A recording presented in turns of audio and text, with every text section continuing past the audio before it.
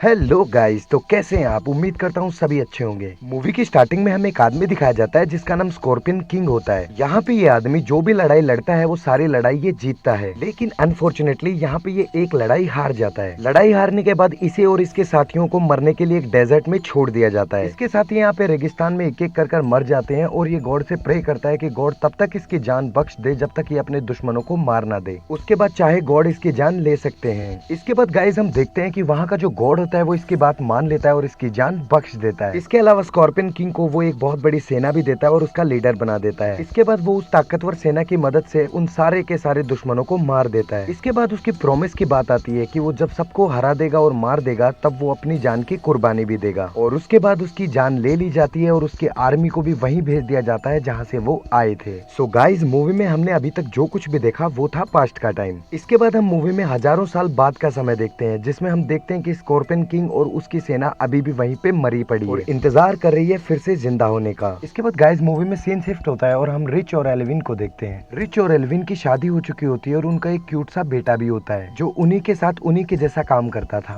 और ये तीनों अभी उसी जगह पे थे जहाँ पे स्कॉर्पियन किंग ने अपनी आखिरी जंग लड़ी थी। उसके बाद यहाँ पे एल्विन को एक सीक्रेट डोर दिखाई देता है। जब वो उस डोर को खोलती है तो उसे एक बॉक्स मिलता है। उस बॉक्स को खोलने के बाद उसे स्कॉर्पियन किंग का एक ब्रेसलेट मिलता है, लेकिन उस बॉक्स के ऊपर कुछ इंस्ट्रक्शंस लिखे हुए थे जो शायद उसने ठीक से नहीं पढ़े थे। उस बॉक्स पे लिखा होता है कि इस बॉक्स को खोलते ही नील नदी का पानी यहाँ पे आ जाएगा। और उसके बाद वैसा ही होता है, वहाँ पे बहुत सारा पानी आ जाता है। जैसे तैसे कर वो तीनों वहाँ से अपनी जान बचाकर बाहर आ जाते हैं। उसके बाद वो अपनी कंट्री वापस चले जाते हैं जो कि इजिप्ट से बहुत ज्यादा दूर थी। उसके बाद गाइस दूसरे सीन में हमें दिखाया जाता है कि जहाँ पे प्रीस्ट की डेथ हुई थी और उसकी वो बुक जहाँ पे गुम हो गई थी जिससे वो किसी को भी जिंदा कर सकता था, वहाँ पे कुछ लोग खुदाई कर रहे होते हैं और खुदाई के दौरान उन्हें वहाँ पे वो बुक मिल जाती है। और उसके कुछ ही टाइम के बाद उन्हें वहाँ पे प्रीस्ट की डेड बॉडी भी मिल जाती है। प्रीस्ट की डेड बॉडी जो कई हजारों सालों से लापता थी, उसे देखने एक लड़की भी आती है। ये लड़की यहाँ पे हूबहू उसी लड़की की तरह दिखाई देती थी जिस लड़की से प्रीस्ट प्यार करता था। इसके बाद गाइस हमें पता चलता है कि ये सब स्कॉर्पियन किंग के उस ब्रेसलेट की तलाश में है। इसके बाद उन लोगों को पता चल जाता है कि वो ब्रेसलेट रिक और एल्विन को मिला था। इसके बाद जब उनको पता चलता है कि वो सब यहाँ पे नहीं है तो वो सब उनसे वो ब्रेसलेट लेने के लिए उनकी कंट्री में चले जाते हैं। यहाँ दूसरे सीन में हम देखते हैं कि एल्विन का जो बेटा होता है वो उस कड़े को देख रहा होता है और गलती से पहन लेता है। उसके बाद उसमें से एक लेजर रेज निकलती है जिसके अंदर उसको डेजर्ट और पिरामिड्स दिखाई देते हैं, जिसको देखकर वो काफी डर जाता है। इसके बाद वो स्कॉर्पियन किंग के उस ब्रेसलेट को अपने हाथ से उतारने की कोशिश करता है, लेकिन वो उसके हाथ से बिल्कुल भी नहीं उतरता। अपने हाथ से उस ब्रेसलेट को ना उतरता देखकर वो बच्चा और भी ज्यादा घबरा जाता है और वो बहुत ट्राई करता है उसको अपने हाथ से उतारने की,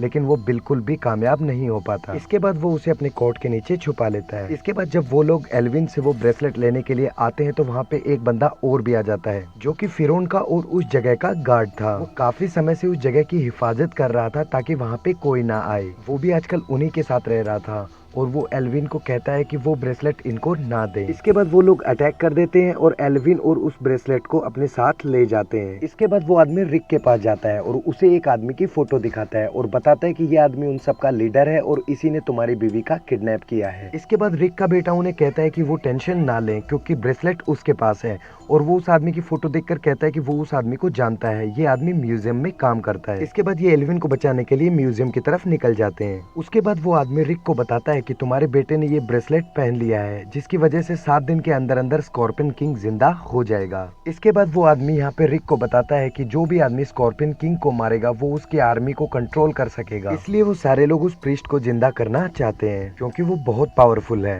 और अगर उसे मैजिकल स्पेल से जिंदा कर लिया तो वो स्कॉर्पियन किंग को हरा देगा। और इसके बाद वो लोग प्रीस्ट से मिलकर पूरी दुनिया पे राज करेंगे। ये सब सुनकर सभी टेंशन में आ जाते हैं और कुछ समय के बाद ये म्यूजियम में पहुंच जाते हैं। इसके बाद ये लोग देखते हैं कि जब वो बॉक्स खोल रहे होते हैं तो उसके अंदर ब्रेसलेट नहीं होता है, जिसको देखकर वो बहुत ज्यादा परेशान हो जाते हैं और एवेलिन को आग में फेंकने का ऑर्डर देते हैं। इसके बाद वो लोग प्रीस्ट को जिंदा कर देते हैं। इसके बाद प्रीस्ट के सामने वही लड़की होती है जिसकी शक्ल उस लड़की से मिलती थी जिससे प्रीस्ट प्यार करता था। इसके बाद गाइस हमें पता चलता है कि ये असल में वही लड़की थी जिस लड़की से प्रीस्ट प्यार करता था। यहाँ पे उस लड़की का दूसरा जन्म हुआ था। उसे पास्ट की सारी बातें याद होती है और वो प्रीस्ट से बात करने लगती है। इसके बाद वो लोग उनके ऊपर अटैक कर देते हैं और एल्विन एल्विन को बचा लेते हैं। लेकिन इसके बाद प्रीस्ट अपनी मम्मी आर्मी को जिंदा कर देता है और उन सबके पीछे लगा देता है। इसके बाद वो लोग रिक के बेटे को किडनैप कर ले जाते हैं। इसके बाद वो सारे लोग एक ट्रेन में होते हैं रिक और एल्विन के बेटे के साथ। उसके बाद प्रीस्ट रिक के बेटे के पास आता है और उसको बताता है कि तुमने ये कड़ा पहना हुआ है,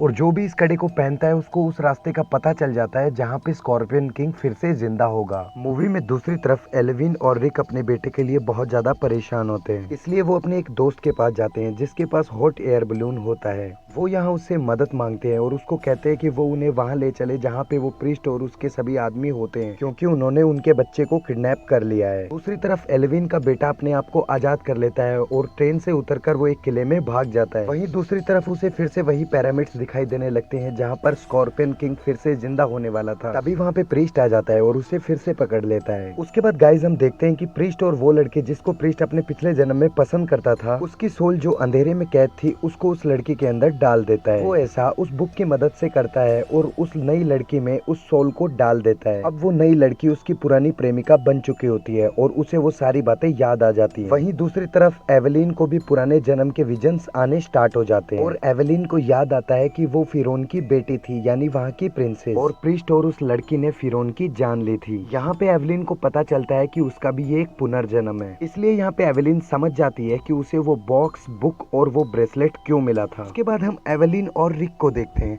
जो उस हॉट बलून से उसी जगह जा रहे होते हैं, उस ट्रेन के पास। वो जब उस ट्रेन के पास पहुंचते हैं तो उन्हें वहां पे उनका बेटा नहीं मिलता। इधर उधर तलाश करने के बाद उन्हें एक रेत का मॉडल दिखाई देता है और ये वही मॉडल होता है जहां पे उनको जाना था। मॉडल को देखने के बाद उन्हें ये पता चल जाता है कि वो प्रीस्ट और वो लड़की उनके बेटे को वहीं लेके जा रहे हैं। इस बात का पता प्रीस्ट को चल जाता है और वो पानी को बहुत ऊपर उठाता है और उनके हॉट बलून को क्रैश करवा देता है। वो यहाँ बलून से उतर जाते हैं और अपने सफर पर आगे निकल जाते हैं।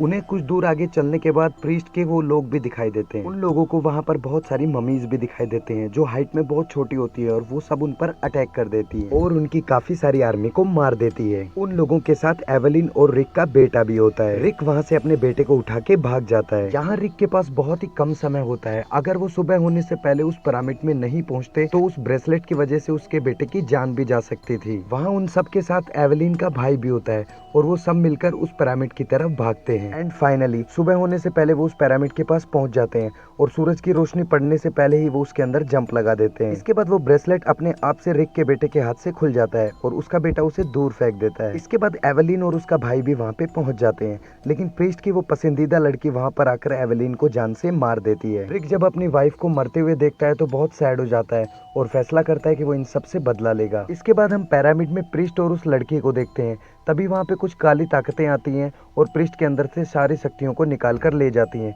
जो कि स्कॉर्पियन किंग ने भेजी थी, क्योंकि अब यहाँ पे वो जिंदा होने वाला था और वो ये बिल्कुल नहीं चाहता था कि कोई उससे ज्यादा ताकतवर हो। यहाँ प्रीस्ट को बिल्कुल समझ नहीं आता कि उसके साथ क्या हो गया है। इसके बाद गाइज हम उस आदमी को देखते हैं जिसने प्रीस्ट को जिंदा किया था। उसको स्कॉर्पियन किंग का वही ब्रेसलेट मिल जाता है। उसके बाद उसे वहाँ पे एक बहुत बड़ा स्कॉर्पियन साइन दिखाई देता है। उस आदमी ने वो ब्रेसलेट पहना हुआ होता है और उस स्कॉर्पियन साइन के अंदर जो एक हॉल होता है उसके अंदर अपना हाथ डाल देता है और उसके ऐसा करते ही अब स्कॉर्पियन किंग और उसकी आर्मी जिंदा होने वाली थी और जल्दी इन सब के सामने आने वाली थी। इसके बाद गाइज हम देखते हैं कि बाहर बोकार्ट भी अपनी पर्सनल आर्मी के साथ खड़ा होता है, क्योंकि अगर किसी भी वक्त स्कॉर्पियन किंग की आर्मी जिंदा हो जाए तो वो उससे लड़ सके, वरना पूरी दुनिया तबाह हो सकती है। वहीं दूसरी तरफ हम एवेलिन के भाई और एवेलिन के बेटे को देखते हैं जो उसकी डेथ की वजह से बहुत ज्यादा परेशान थे। तब एवेलिन का भाई एवेलिन के बेटे को कहता है कि अगर हमारे पास वो बुक हो तो हम तुम्हारी माँ को फिर से जिंदा कर सकते हैं। उसके बाद वो दोनों प्लान बनाते हैं कि वो बुक उन्हें कहाँ पे और कैसे मिल सकती है। इसके बाद वो दोनों पिरामिड के अंदर जाते हैं और प्रीस्ट की उस पसंदीदा लड़की से बड़ी ही चालाकी से वो बुक छीन लेते हैं। एवेलिन के बेटे को इजिप्ट की जो पुरानी लैंग्वेज होती है वो पढ़नी आती है और इस वजह से वो उस किताब को पढ़ने लगता है और कुछ ही देर में उसकी मम्मा जिंदा हो जाती है। उसके बाद एवेलिन और प्रीस्ट की प्रेमिका के बीच में काफी देर तक काफी खतरनाक लड़ाई होती है। दूसरी तरफ प्रीस्ट के दिल में बदले की आग होती है।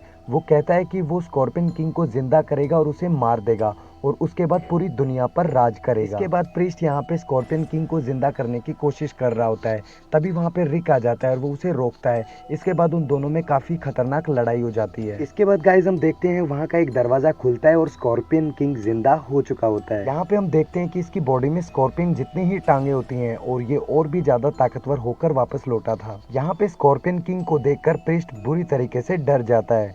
क्योंकि उसको पता था कि वो अब एक साधारण इंसान है और उसकी सारी ताकतें स्कॉर्पियन किंग ने ले ली थी और वो उसे यहाँ पर चाहकर भी नहीं हरा सकता था। उसके बाद स्कॉर्पियन किंग जब उसको मारने आता है तो वो उसके सामने झुक जाता है और कहता है कि वो उसका गुलाम है और रिक की तरफ इशारा कर कर कहता है कि वो आपको मारना चाहता है। इसके बाद स्कॉर्पियन किंग रिक को मारने के लिए उसकी तरफ बढ़ता है, लेकिन यहाँ पे रिक को पता था कि वो भी एक साधारण इंसान है, इसलिए वो अपनी जान बचाने के लिए उससे भागता है। उसके बाद रिक एक ड्राइंग को देखता है और उसके हाथ पर एक टैटू बना हुआ था। जब रिक देखता है तो रिक के हाथ पर भी वो टैटू होता है। उसके बाद रिक देखता है कि एक हथियार होता है जिससे स्कॉर्पियन किंग को मारा जा सकता था। ये देखकर रिक समझ जाता है कि उसको सिर्फ उसी हथियार से मारा जा सकता है। तभी वहाँ पे एलेविन का भाई आ जाता है और उसके हाथ में वो हथियार होता है। उसको देखकर रिक उसे कहता है कि वो हथियार वो उसकी तरफ फेंके और जब एवेलिन का भाई वो हथियार रिक की तरफ फेंक रहा होता है तो उसे बीच में ही प्रीस्ट पकड़ लेता है। इसके बाद प्रीस्ट का मन यहाँ पे फिर से बदल जाता है और वो ये सोचता है कि अगर उसके पास ये हथियार आ ही गया है तो वो क्यों किसी की गुलामी करे। उसके बाद यहाँ पे प्रीस्ट सोचता है कि वो स्कॉर्पियन किंग को मार देगा और पूरी दुनिया पर राज करेगा। उसके बाद प्रीस्ट वो हथियार स्कॉर्पियन किंग की तरफ फेंकता है उसे मारने के लिए और उधर रिक उससे लड़ रहा होता है और उसके चारों तरफ आग ही आग फैला देता है जिससे स्कॉर्पियन किंग आग के लपटों में फंस जाता है। और उसके बाद गाइस हम देखते हैं कि जैसे वो हथियार स्कॉर्पियन किंग को लगने वाला होता है वैसे रिक उसे पकड़ लेता है। इसके बाद स्कॉर्पियन किंग रिक को मारने के लिए उसकी तरफ बढ़ता है, लेकिन रिक स्कॉर्पियन किंग की छाती में उसे गड़ा देता है। दूसरी तरफ जंग में हम उस आदमी को देखते हैं जो स्कॉर्पियन किंग की सेना के सामने खड़ा होता है। स्कॉर्पियन किंग की सेना उसकी तरफ बहुत तेजी से आगे बढ़ रही होती है, लेकिन जैसे ही पिरामिड के अंदर स्कॉर्पियन किंग मरता है वैसे ही वो पूरी की पूरी सेना रेगिस्तान में मिट्टी के ढेर में बदल जाती है। इसके बाद गाइस हम देखते हैं कि वो पिरामिड वहीं पे टूटने लगता है और वहीं नीचे स्कॉर्पियन किंग की जो सेना होती है वो रिक और प्रीस्ट को नीचे खींच रही होती है। रिक की वाइफ एल्विन रिक को बचाने के लिए उसकी तरफ दौड़ती है, लेकिन पिरामिड टूट रहा होता है, इस वजह से वो रिक के पास बहुत ही मुश्किल से पहुंचती है। इसके बाद वो जंप कर रिक का हाथ पकड़ लेती है। इसके बाद हम प्रीस्ट को देखते हैं जो अपनी प्रेमिका को उसको बचाने के लिए बोलता है, लेकिन प्रीस्ट की प्रेमिका खुदगर्ज होती है और वो अपनी जान बचाने के लिए वहाँ से भाग जाती है। वहाँ से ऐसे भागते हुए देख प्रीस्ट का दिल टूट जाता है